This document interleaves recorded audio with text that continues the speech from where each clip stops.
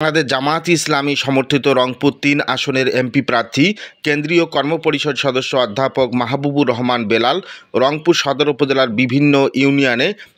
পৃথকভাবে মহিলা ও পুরুষ ভোটার সমাবেশে বক্তব্য রাখেন। ১৩ নভেম্বর ২০২৫ সকাল ১১টায় খলিয়া ইউনিয়ন বটতলা ঈদগাহ মাঠে মহিলা ভোটার সমাবেশ শুরু করে ৯ নং ওয়ার্ড ও হরিদেবপুর ইউনিয়নের ৯ নং ওয়ার্ড ও ৩ নং ওয়ার্ডে মহিলা ভোটার সমাবেশ শেষ করে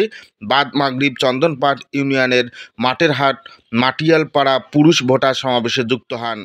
এ সময় অন্যান্যদের মধ্যে উপস্থিত ছিলেন জামায়াত ইসলামী মহানগর সেক্রেটারি আনোয়ারুল হক কাজল, রংপুর জেলা শুরা কর্মপরিষদ সদস্য,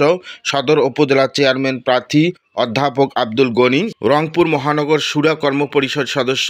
মাওলানা শাহজাহান সিরাজ, সদর উপজেলা আমির মাওলানা মাজহারুল ইসলাম, সেক্রেটারি প্রভাষক আব্দুল কাদের, খলিয়া ইউনিয়ন সভাপতি ফজলুল হক, সম্পাদক আব্দুল কাদের, হরিদেবপুর সভাপতি আশাফ উদ্দৌলা লিপ্টন, সাধারণ সম্পাদক জুলফিকার রহমান, চন্দনপাট ইউনিয়ন সভাপতি শওকত আলী, সম্পাদক মাওলানা শাহজাহান সহ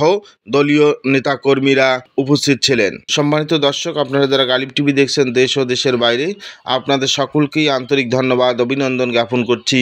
জান্নাতুন নাঈমের ক্যামেরায় গালিব টিভি থেকে আমি মাহফুজুর রহমান।